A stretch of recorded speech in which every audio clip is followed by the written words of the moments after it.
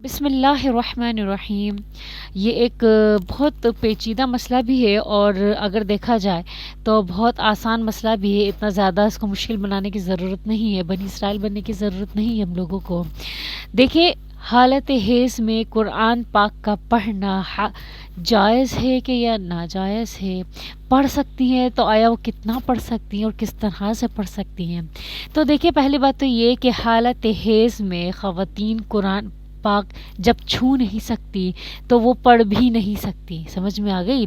حالت حیض میں، کیونکہ وہ اس وقت کیا ہوتی ہے؟ ناپاک ہوتی ہے، اور ناپاکی کی حالت میں قرآن پاک جب وہ چھو نہیں سکتی تو پڑھ بھی نہیں سکتی، کیونکہ یہ قرآن ہمارا تمہارا بنایا ہوا کلام نہیں ہے، یہ بذات خود اللہ تبارک و تعالیٰ کا ایک پاکیزہ معجزے والا قرآن ہے۔ ٹھیک ہے، اب دیکھیں، اگر حالت حیض میں کوئی ایسا مسئلہ ہے کہ بچے کو بخار ہو گیا ہے یا بچے کو نظر لگ گئی ہے اور ہمیں نظر کی آیت پڑھنی ہے یا نظر کی صورت پڑھنی ہے، تو وہ دعا کی صورت میں، جھاڑ پھونک کی صورت میں قرآن پاک کی وہ مخصوص آیتیں پڑھ سکتی ہیں۔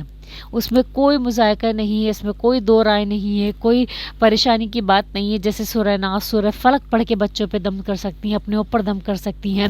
سورہ قلم کی آخری کی دو آیتیں جو وَإِن يَقَعْدُ الَّذِينَ والی ہیں، وہ پڑھ کر دم کر سکتی ہیں۔ اور ہمارے رات کو سونے سے پہلے جو ہم دعائیں پڑھتے ہیں یا سورہ بقرہ کی آخری کی دو آیتیں پڑھنے کا معمول ہے، اور آیت الکرسی پڑھنے کا معمول ہے، سورہ ناس، سورہ فلق پڑھنے کا معمول ہے، تو وہ آیتیں، وہ صورتیں پڑھ کر آپ اپنے اوپر پورے بدن پر دم کر سکتے ہیں۔ کیوں؟ کیونکہ وہ آپ بطور دعا کے پڑھ رہے ہیں۔ سمجھ میں آ رہی ہے؟ جیسے ہم دعائیں کرتے ہیں اللہ تعالیٰ سے، اب نماز نہیں ہے، حالت حیض میں ہم نماز نہیں پڑھ رہے، تو اس کا یہ مطلب تھوڑی ہے کہ 7 اور 10 دن تک اللہ تعالیٰ سے دعائیں مانگنا چھوڑ دیں گے۔ اللہ تعالیٰ سے تو دعائیں مانگتے ہی رہنا چاہیے نا۔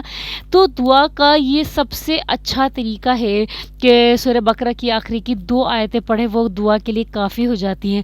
اب سورہ بقرہ کی آخری کی 2 آیتیں آمن الرسول بما انزل والی، یہ تو قرآن پاک کی آیت ہے، تو ہم اس آیت کو بطور دعا کے پڑھ سکتے ہیں۔ سمجھ میں آ رہی ہے؟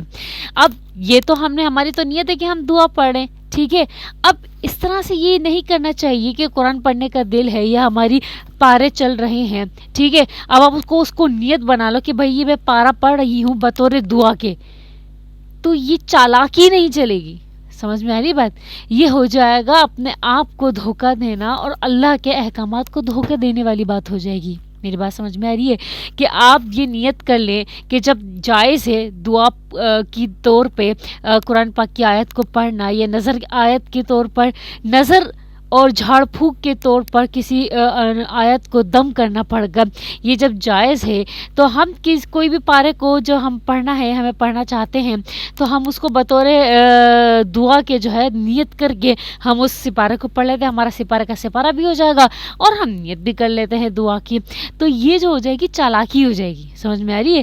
اپنے ساتھ اپنے آپ کو بھی دھوکہ دے رہے ہو اور اللہ تعالیٰ کے احکامات کو بھی دھوکہ دے رہے ہو۔ سمجھ میں آ رہی بات؟ تو اس چیز کو اللہ تعالیٰ بخوبی جانتے ہیں، اللہ تعالیٰ انسان کے شعرک سے بھی زیادہ قریب ہے۔ تو بطور دعا، جو دعا کی آیتیں ہوتی ہیں، جو سورہ ناس ہے، سورہ فلق ہے، اور سورہ قلم کی آخری کی 2 آیتیں، سورہ بقرہ کی آخری کی 2 آیتیں ہیں، آیت الکرسی ہے، باہر جاتے ہوئے ہم لوگ دم کرتے ہیں بچوں پر، اپنے آپ پر، بھائیوں پر، بہنوں پر، یا رات کو سوتے ہوئے اپنے پر دم کرتے ہیں، تو آپ بطور دعا اور بطور نظر کے یا جھاڑ پھونک کے آپ دعائیں پڑھ سکتے ہیں قرآن کی، لیکن آپ قرآن پاک کو نہیں پڑھ سکتے ہو۔ سمجھ میں آ گئی میری بات؟ دیکھو، اتنے زیادہ مشکل میں پڑھنے کی ضرورت نہیں ہے، کیونکہ پتہ ہے انسان کو نا یہ سوچ لینا چاہیے کہ قرآن پاک اللہ تعالیٰ کی پاکیزہ کتاب ہے، اس میں جو بول بولے گئے ہیں وہ اللہ تعالیٰ کی طرف سے بول بولے گئے ہیں۔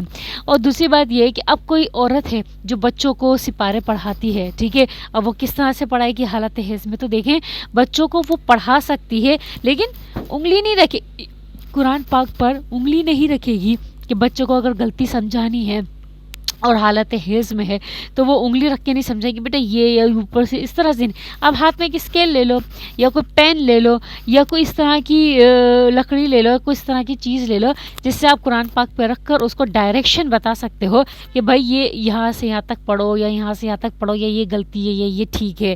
اور آپ کو اگر اس کو غلطی نکل رہی ہے تو آپ اس کو غلطی بتا سکتے ہو. سمجھ میں پوری قرآن پڑھ کے نہیں بتا سکتے ہو یا پورا پارا پڑھ کے نہیں بتا سکتے ہو، ایک سے دو لفظ بتا دیے یا آدھی آیت، جیسے پوری آیت ہے نا اس پوری آیت کو آپ نے آدھی توڑ کے بتانی. سمجھ میں آئیے، تھوڑے ٹکڑے کر کے بتانے. جیسے آمن الرسول بما انزل ہے نا، تو آپ نے اس کو توڑ کے بتانی. آمن الرسول بما انزل الیہ من ربہ والمؤمنون. سمجھ میں آ گئی میری بات؟ امید کرتی ہوں آپ کو میری بات اچھے سے سمجھ میں آئی ہو اور اس پر آپ بھی عمل کریں اور اپنے گھر والوں کو بھی اس کی تعلیم و ترغیب دیں، کیونکہ آپ کا اور میرا یہ فرض ہے کہ عمل بالمعروف اور نہی عن المنکر کرتے رہیں. جزاکم اللہ خیرا، احسن الجزاء فی الدارین.